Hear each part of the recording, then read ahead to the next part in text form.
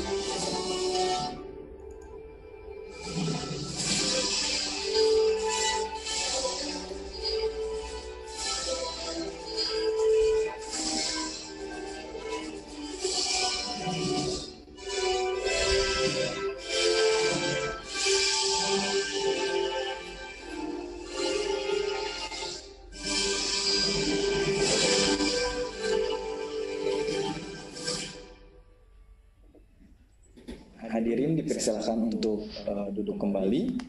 Selanjutnya penayangan video Sameo Song yang berjudul Building the Future.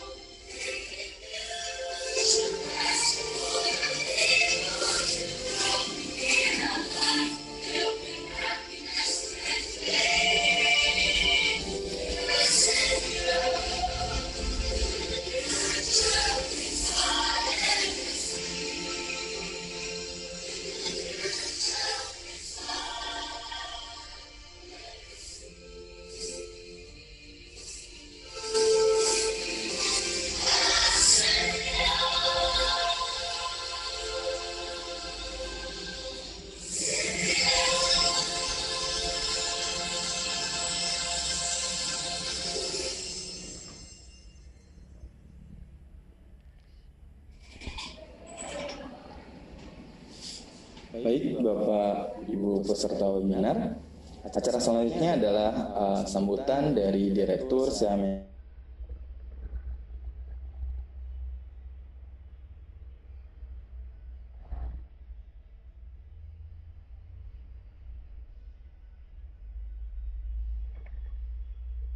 Aplikasi digital pada pembelajaran IPA dalam jaringan.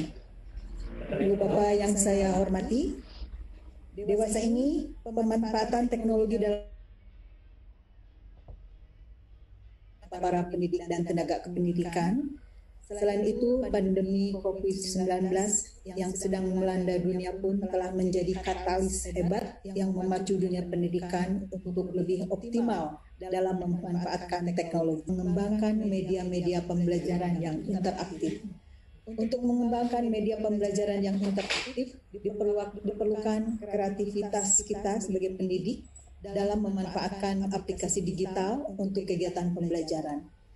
Namun, terdapat beberapa aspek yang perlu kita perhatikan dalam pemanfaatan aplikasi digital ini dalam pembelajaran, seperti kemudahan dalam mengakses aplikasi, biaya yang diperlukan, kemudahan dalam mengoperasikannya, kemudian kemampuan aplikasi dalam menciptakan interaksi dalam pembelajaran, dan tingkat kecanggihan atau kebaruan dalam aplikasi sehingga mampu meningkatkan minat belajar.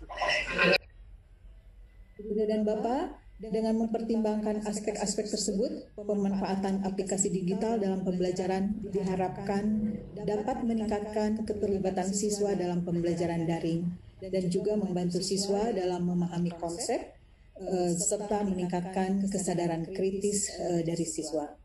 Perkembangan teknologi yang begitu pesat mempermudah kita sebagai pendidik untuk mengembangkan dan memilih aplikasi digital yang paling efektif dan efisien untuk kita gunakan dalam kegiatan pembelajaran.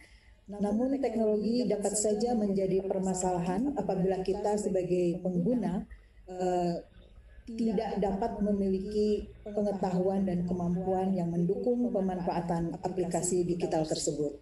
Ibu dan Bapak, melalui webinar ini kami bermaksud untuk membagikan praktik baik dari guru-guru yang hebat yang telah memanfaatkan aplikasi digital dalam pembelajaran, khususnya dalam pembelajaran IPA.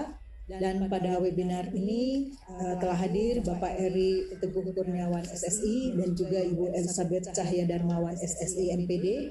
Dua orang guru hebat ini akan berbagi pengetahuan dan pengalamannya di dalam penerapan aplikasi digital dalam pembelajaran. Kami berharap Ibu dan Bapak dapat memetik pengetahuan dan pengalaman dari kedua narasumber kita ini untuk kemudian Ibu dan Bapak terapkan dalam mengembangkan pembelajaran daring yang menarik dan interaktif dengan memanfaatkan aplikasi digital sehingga mampu meningkatkan motivasi siswa dalam mengikuti kegiatan pembelajaran.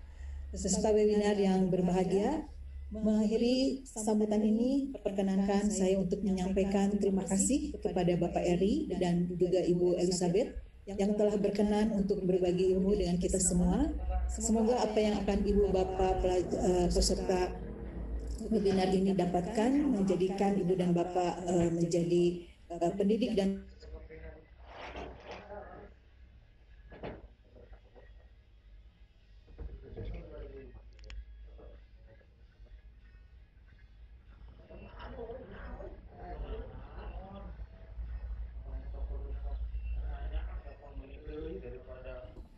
Assalamualaikum warahmatullahi wabarakatuh.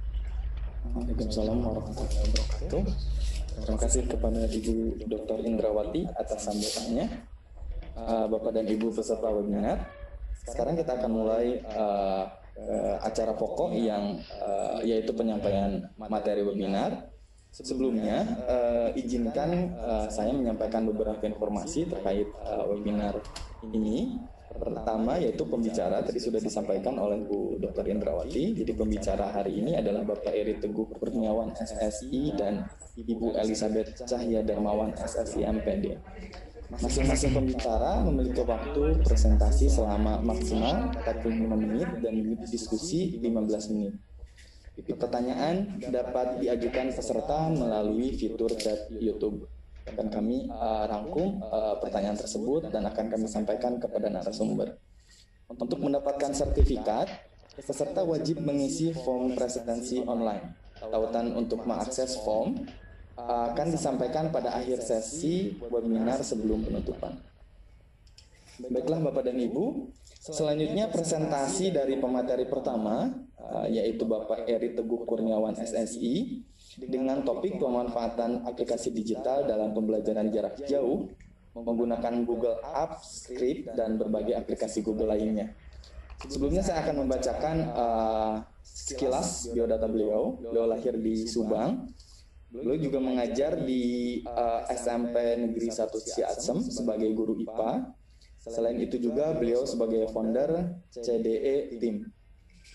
Beliau adalah guru berprestasi dengan segudang penghargaan yang diterima. Untuk tahun 2020 saja, beliau mendapatkan penghargaan juara 1 Lomba Inovasi Karya Guru tingkat nasional, juara 1 favorit Lomba Video Aktif Kolaboratif tingkat nasional, penerima penghargaan apresiasi GTK Dikdas tingkat nasional, kemudian penerima penghargaan Jawara Award. Beliau juga menulis beberapa buku yang Bapak Ibu mungkin bisa akses dan bermanfaat bagi pembelajaran. Dan beliau juga merupakan alumni program kegiatan kami, yakni Course on Environmental Education for Sustainable Development tahun 2019, dan merupakan penerima Sikis Research Grant tahun 2020. Baik, untuk mengefektifkan waktu, kami persilahkan kepada Bapak Eri untuk mempresentasikan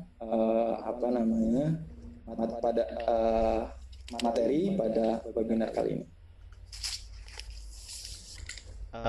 Baik, Assalamualaikum warahmatullahi wabarakatuh. Waalaikumsalam warahmatullahi wabarakatuh. Sebelumnya saya ucapkan terima kasih kepada Ibu Direktur, Bapak Dian, Pak Reja, Pak Lukman, dan seluruh jajaran Sikis yang mempercayakan saya menjadi salah satu presenter kali ini dalam pemanfaatan aplikasi digital di pembelajaran daring IPA. Baik Bapak dan Ibu, saya akan memulai.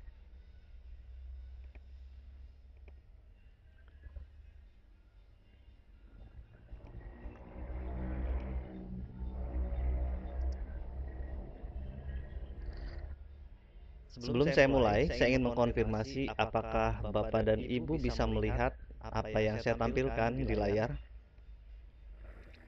Bisa ya Pak? Bisa Pak. Oke, baik.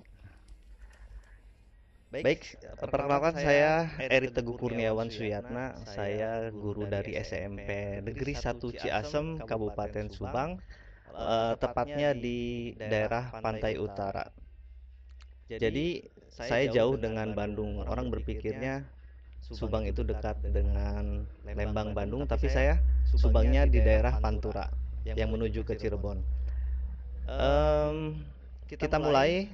Saya mencoba memulai dengan apa itu pembelajaran.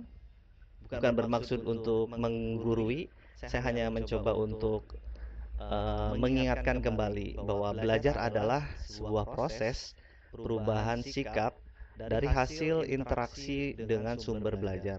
Nah, Bapak Ibu, alangkah pentingnya bahwa ternyata perubahan sikap ini adalah hasil dari interaksi peserta didik dengan lingkungan belajar. Jadi kita harus membangun lingkungan belajar yang memang menyenangkan untuk peserta didik kita masing-masing. Nah, ini salah satu quotes yang selalu saya ingat nih. If we teach today's students as we taught yesterday, we rob our children of tomorrow. Jadi kurang lebih terjemahan bebasnya gini, jika kita mengajar siswa-siswa kita itu dengan apa yang kita pelajari kemarin, maka sama dengan kita merampok masa depan atau hari esok dari anak-anak. Ini dari John Dewey. Nah, karena perkembangan teknologi ini begitu pesat, Bapak dan Ibu, masih teringat mungkin zaman saya belum lahir sudah ada telepon berbentuk seperti ini, kemudian berubah lagi dengan sangat cepat sehingga akhirnya berukuran sebesar genggaman tangan yang kita sebut dengan gadget. Begitu cepatnya teknologi ini, perubahannya, perkembangannya, maka kita pun sebagai pendidik harus segera menyesuaikan, tetapi beradaptasi dan mulai belajar, bukan resisten terhadap perkembangan. Nah, sesuai dengan Permendiknas nomor 16 tahun 2007, kita dituntut untuk meningkatkan kompetensi, khususnya kompetensi kepribadian. Guru perlu memanfaatkan teknologi informasi, komunikasi untuk komunikasi dan pengembangan diri. Nah, tahapan literasi ICT itu mungkin ada yang baru menyadari, belajar menguasai, lalu kemudian mengintegrasikan dalam kegiatan KBM. Ada juga yang membuat sehingga aplikasinya bermanfaat untuk masyarakat luas. Terus apa yang bisa kita lakukan untuk perubahan perkembangan teknologi yang begitu pesat? Bapak dan Ibu bisa mengikuti workshop salah satunya seperti hari ini dan pelatihan ICT, atau belajar mandiri melalui fasilitas internet seperti yang saya lakukan, atau bisa juga magang pada lembaga profesional, atau Bapak dan Ibu membeli buku kemudian mempraktekannya di rumah masing-masing. Nah, ini saya kutip dari presentasi dosen UPI yaitu Bapak Cepiana. Kemudian kita akan mulai dengan aplikasi yang saya buat.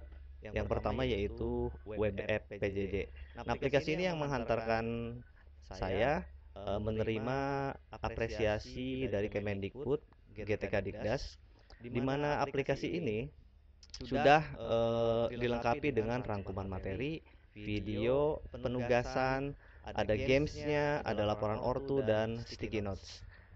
Nah, bagaimana merancangnya? Tentu saja sekarang ini Bapak dan Ibu pasti memiliki akun Gmail, apalagi akun belajar.id. Nah, itu kita manfaatkan. Nah, saya fokus dalam memanfaatkan antara Google Sheet dengan Google Script. Nah, di Google Script ini banyak Bapak dan Ibu guru yang belum memanfaatkannya secara maksimal. Karena Google Script ini ternyata kita bisa menuliskan sebuah bahasa yang disebut dengan Google Apps Script, sehingga kita bisa membangun sebuah tampilan aplikasi web dengan HTML5, CSS3, dan JavaScript. Nah, dalam pembuatan aplikasi web EPJJ, saya mengkoneksikan Google Sheet dengan bantuan Google Apps Script tentunya. Saya akan baca range data dari Google Sheet ini, kemudian ditampilkan menjadi sebuah web aplikasi. Nah, saya membuat template seperti yang saya bilang barusan.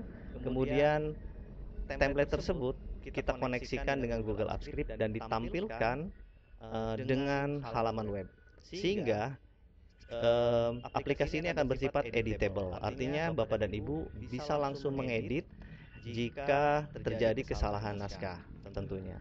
Nah, saya pikir untuk membuat halaman web Bapak dan Ibu mungkin kesulitan, tetapi jika kita sudah membuat template dan kita menggunakan Google Apps Script, dengan bantuan Google Apps Script tersebut, range data ini akan dibaca dan ditampilkan menjadi halaman web.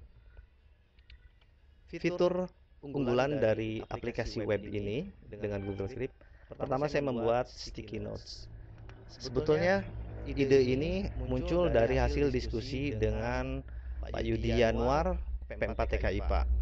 Kemudian ada juga laporan ortu yang akan memudahkan monitoring tugas dari peserta didik. Nah, ini hasil dari sticky notes. Sticky notes ini saat siswa diberikan sebuah tugas melalui aplikasi web EPJJ, nah di sana ada penugasan. Penugasan itu harus mengisi identitas nama, kelas, kemudian ada pertanyaan, kesimpulan pembelajaran, dan memasukkan foto selfie mereka, sehingga saat menu sticky notes diklik, maka sticky notes ini akan muncul dan siswa sangat senang karena merasa diapresiasi, dan saya tambahkan penilaian kualitatif dari guru. Kemudian menu laporan orang tua itu awalnya kita hanya membuat dalam bentuk spreadsheet karena responnya tersimpan di spreadsheet. Namun saya menemukan kendala jika orang tua siswa tidak memiliki aplikasi Excel online. Nah, mereka akan kesulitan karena tidak bisa membuka dari laporan orang tua tersebut. Kemudian saya berpikir setiap handphone biasanya akan memiliki browser maka saya akan membuat tampilan spreadsheet ini diubah menjadi HTML tabel. Sehingga orang tua langsung bisa mengecek apakah tugas anaknya masuk atau belum. Begitu juga dengan wali kelas dan siswa tersebut. Nah, ini salah satu screenshot dari obrolan saya dengan orang tua dan dengan siswa. Mereka sangat mudah sekali memonitoring hasil dari penugasan anaknya. Sehingga bapak dan ibu orang tua wali bisa langsung menegur jika memang tugas anaknya itu belum masuk. Seperti itu. Nah, kemudian saya latihkan bagaimana cara membuat aplikasi web EPJJ ini di komunitas MGMP IPA di kabupaten, dan alhamdulillah mendapatkan respon yang luar biasa dari rekan-rekan di MGMP IPA Subang. Video demo bisa dilihat di channel saya. Kita akan berlanjut ke aplikasi, yaitu yang saya sebut dengan online quiz. Baik Bapak dan Ibu, kalau boleh saya bercerita sedikit, proses membuat online quiz ini sebetulnya terinspirasi saat saya mengikuti BIMTEK dari Sikis yang ada di Jakarta tentang BIMTEK STEM. Saat pertama kali masuk hotel, kita langsung pretest dengan menggunakan Google Formulir. Nah, waktu itu saya betul-betul merasa aneh dan heran dengan Google Formulir. Namanya juga baru pertama kali bertemu ya. Apa ini gitu, dan bagaimana cara menggunakannya? Kepo sekali saya bagaimana memanfaatkan Google Formulir. Nah, oleh-oleh yang saya peroleh dari BIMTEK tersebut, saya gunakan dan diimplementasikan dengan menggunakan Google Formulir. Namun, ada masalah atau kendala yang saya hadapi di lapangan. Misalnya, ternyata Google Formulir tidak memiliki timer. Kemudian juga siswa bisa membuatnya karena mereka belajar dari YouTube. Kemudian banyak juga kekurangan dari Google Formulir yang saya lihat. Nah, maka saya mencoba menganalisa bagaimana membuat aplikasi sejenis Google Formulir yang tentunya melengkapi kekurangan yang terdapat di Google Formulir tersebut.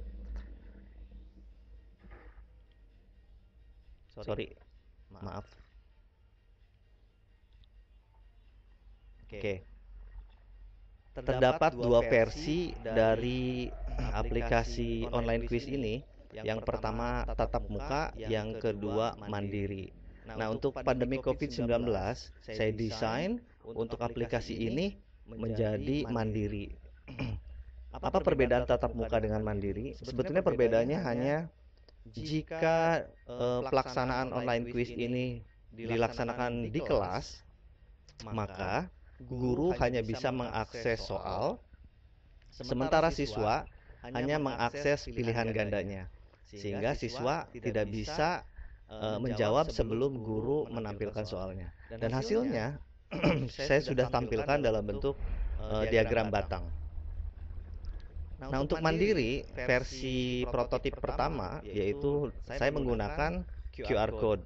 Namun setelah saya mengikuti Sikis Research Grant, terdapat perubahan. Saya tidak lagi menggunakan QR Code, tetapi menggunakan dependent drop down, sehingga siswa hanya tinggal memilih kelas, kemudian nama, baru bisa ulangan. Kenapa saya membuat dengan QR Code? Karena saya terinspirasi dari web WhatsApp yang jika ingin login menggunakan QR Code. Nah, siswa pun saya lakukan demikian. Ketika akan ulangan online di rumah, maka mereka harus menggunakan QR Code pengganti identitas mereka. Sehingga kalau ada ulangan dadakan, tentu mereka harus tetap menggunakan QR Code tersebut. Nah, kelebihannya, saya membuat idle time di mana akan terjadi logout dari aplikasi jika siswa pindah tab browser, siswa pindah ke aplikasi lain, atau mendiamkan smartphone-nya selama beberapa detik. Nah, tentu saja settingan ini hanya ada di spreadsheet yang berada di template yang tadi Bapak dan Ibu lihat di depan. Nah, setelah ulangan, saya akan menghimbau kepada siswa-siswa saya untuk mengisi namanya e-curhat. Karena kita tahu bahwa sesuai dengan adat ketimuran Indonesia bahwa mereka malu-malu. Kadang-kadang kita tanya, mereka nggak ada yang nanya gitu. Atau ketika mereka kesulitan, mereka juga tidak mau bertanya. Entah itu karena mereka takut dicap bodoh, atau mungkin disangka cari muka, atau juga mereka lupa mau nanya apa, baru ingat setelah selesai pembelajaran. Maka mereka akan mengisi e-curhat ini. Nah, jadi di halaman online quiz ini ada sebuah menu yang disebut dengan e-curhat. Mereka mengisi dan hasil responnya akan tersimpan di Google Sheet.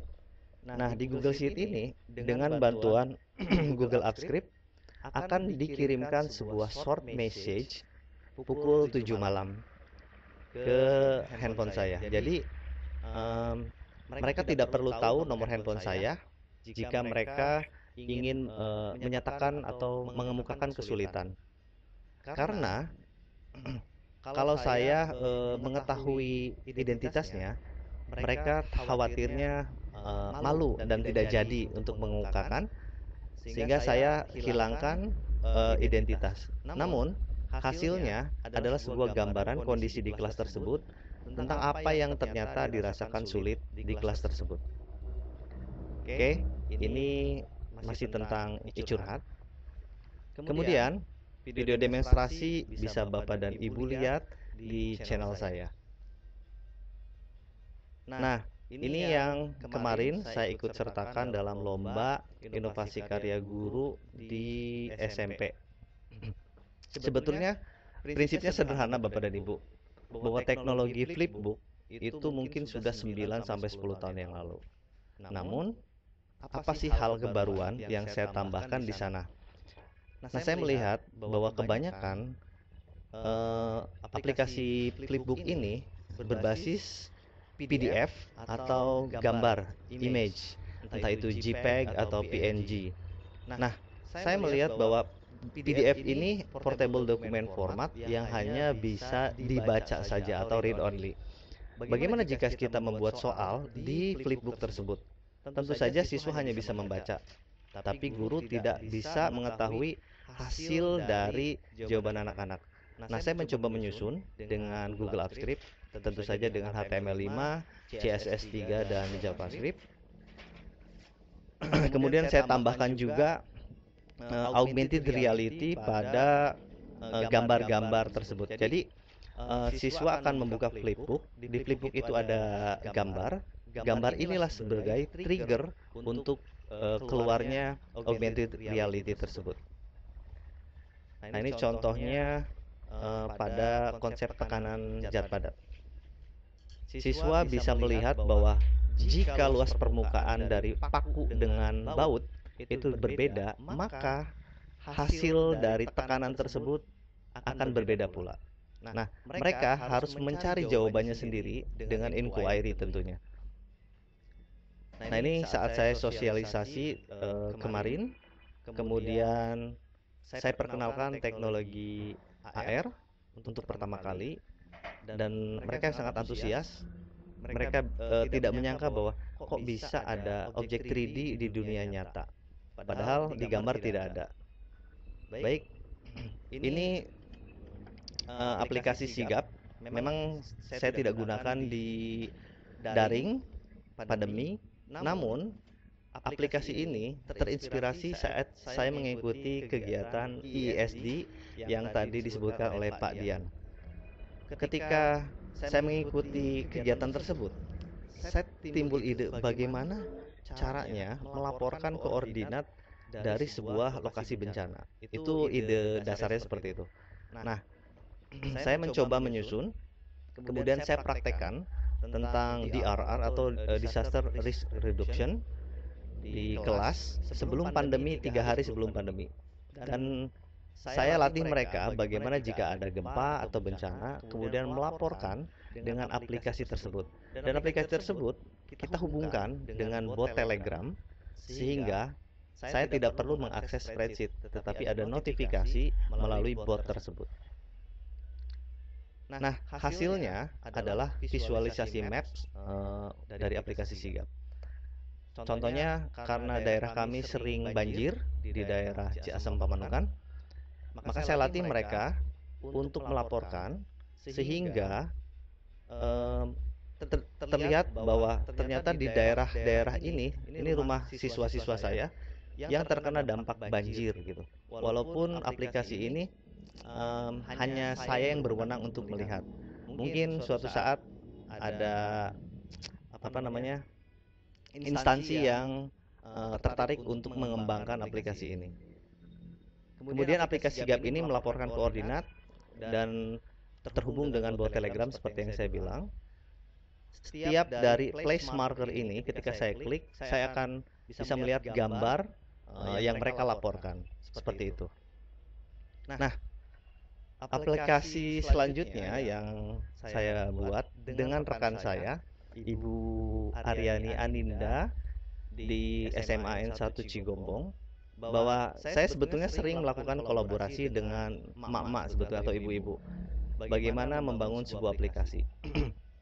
Nah, aplikasi ini idenya adalah bagaimana jika sebuah laporan sebuah praktikum dilaksanakan secara pandemi begitu. Biasanya kan mereka membuat laporan, kemudian dijilid, diprint, lalu diberikan kepada gurunya. Lalu bagaimana caranya agar hal tersebut tidak dilakukan supaya paperless model? Maka siswa hanya cukup login, kemudian mengisi form berupa misal kelasnya, nama-nama anggota, kemudian judul penelitian atau judul eksperimen, tujuan eksperimen, alat bahan, cara kerja, kesimpulan, dan mengupload gambar yaitu data. Nah, ketika responnya tersimpan di Google Spreadsheet, kita akan mengubahnya seperti ini. Ini diisi dulu formnya, maka laporan akan tersimpan yaitu di Google Sheet. Nah, Google Sheet ini dengan bantuan Google Script, ketika guru sudah review membaca hasil laporan anak-anak, maka akan terkirim ke akun email dari guru tersebut, sehingga saya katakan abadi dalam tanda kutip, sehingga Bapak dan Ibu jika ingin melihat laporan praktikum 5 tahun yang lalu, Bapak dan Ibu tidak perlu lagi repot-repot mencari tumpukan kertas yang sudah berdebu. Itu tujuan saya dan Bu Aryani membuat laporan praktikum.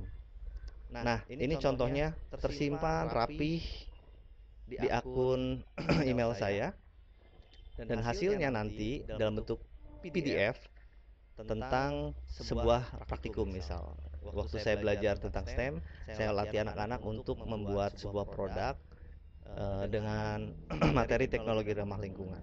Ini salah satu contohnya. Jadi sangat meringankan sekali, siswa tidak perlu keluar uang, dan bisa dilakukan di rumah tentunya saat pandemi.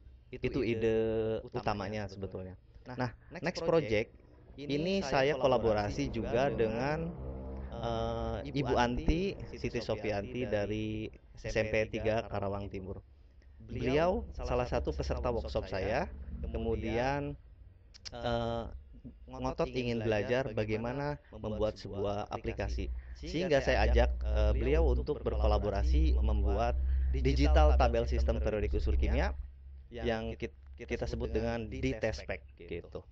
Nah, jika Bapak dan Ibu sering melihat tabel sistem periodik unsur yang sering dibawa siswa dalam bentuk kertas kecil atau ukuran yang agak lebih besar, itu hanya menampilkan informasi yang sangat minim, Bapak dan Ibu. Nah, idenya adalah bagaimana jika kita mengklik sebuah atom, maka akan memunculkan informasi yang lengkap mengenai atom tersebut. Dan ada latihan untuk bagaimana siswa memahami konfigurasi elektron, periode, dan golongan dari sebuah atom unsur gitu. Intinya begitu. Nah, kita susun dan sudah 90% akan selesai dengan Ibu Anti tersebut. Nah, di halaman ini nanti kita sediakan juga ada game untuk menguji pemahaman mereka. Tapi di sini gamenya itu bukan hanya untuk mengingat pasangan dari sebuah kotak, tetapi juga kita ingin tahu apakah mereka paham hubungan antara gambar satu dengan konfigurasi elektronnya begitu. Contohnya, kalau untuk SMP, kita konfigurasinya kan sederhana untuk golongan A. Misal klorin 17, maka dia harus bisa menemukan pasangannya 287 gitu. Berarti siswa tahu bahwa elektron valensi dari klorin adalah 7, golongan 7A, periode 3 begitu. Baik, dan Bapak dan Ibu, mohon maaf kalau saya banyak bercakap.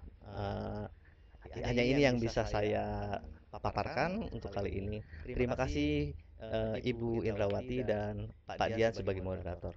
Assalamualaikum warahmatullahi wabarakatuh.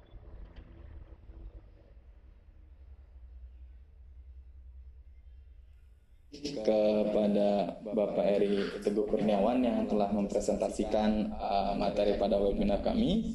Sungguh sangat menarik sekali materinya dan sharing-sharing best practice-nya.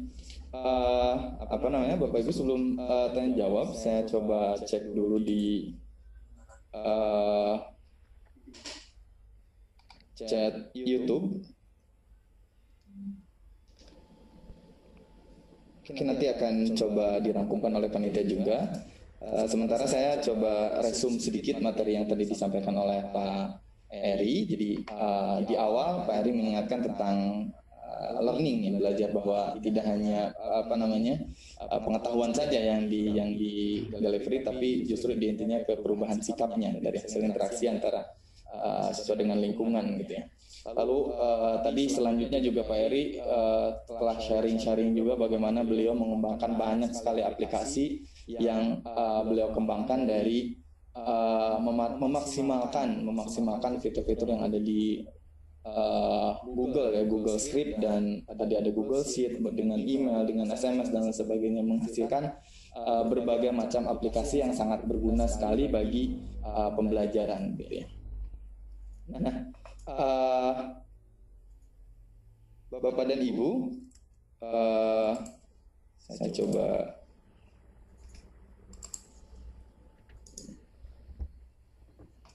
baik. Mungkin pertanyaan dari saya dulu pribadi, Pak Eri ya. Dalam di awal pengembangan ini banyak aplikasi ini, Pak Eri ya. Mungkin bisa sharing-sharing nggak? Mulai kapan Pak Eri mengembangkan? Terus background Pak Eri itu apakah di dunia IT atau tidak? Selain tadi ya, selain ini mungkin lebih sharing lebih mendalam. Mungkin ada guru-guru yang ingin mengikuti jejak Pak Eri mungkin ya ke depannya. Baik. Seperti apa Pak Eri? Baik, terima kasih Pak Dian. Saya akan coba tanggapi. Saya mulai belajar ke arah kode itu yang saya ingat setelah Lebaran Juli 2019. Nah, saya sangat tertarik dengan fitur Google yang memperbolehkan kita membuat aplikasi secara bebas dengan akun bebas. Jadi kita tidak mengeluarkan uang. Nah, JavaScript ini adalah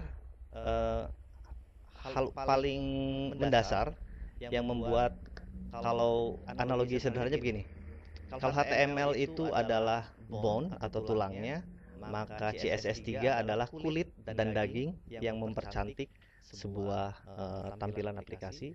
Sementara behavior atau sikapnya dan aksinya yang bisa dilakukan adalah dengan JavaScript.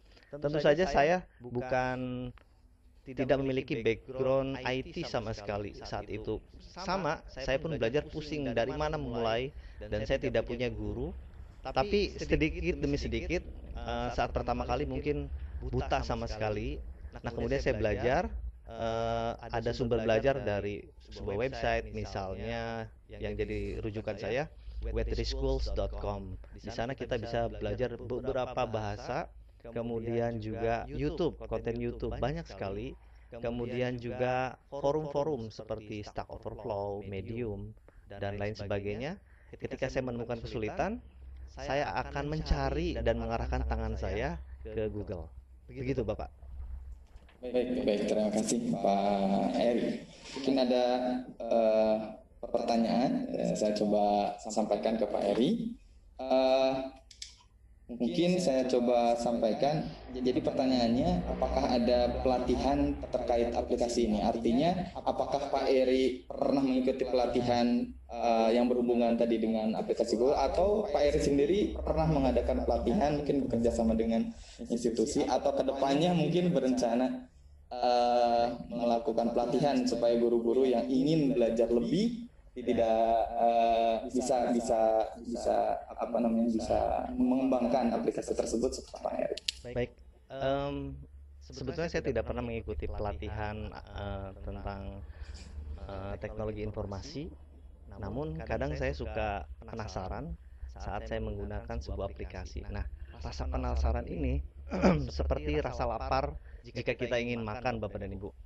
Kalau kita lapar, apa saja kita makan, saya yakin. Tapi ketika perut dalam keadaan kenyang, kita merasa nyaman di zona yang nyaman, makanan selezat apapun dihidangkan, kita tidak akan bernafsu atau berselera gitu untuk makan. Nah, untuk menimbulkan rasa lapar itu, maka Bapak dan Ibu, kalau kita mengikuti taksonomi Bloom gitu, mulai dari mengingat, kemudian memahami gitu kan, mengaplikasikan, kemudian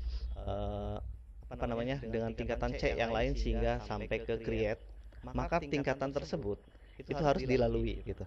Kita paham betul cara pakainya, kemudian kita gunakan di kelas, kemudian ada masalah dan kita coba coba cari pemecahan masalahnya. Ini gimana ya cara membuat aplikasi ini, atau cara menyempurnakan aplikasi ini. Nah, kepo yang sangat besar, rasa lapar yang sangat besar ini yang membuat saya sampai mampu begadang selama 3 bulan begitu.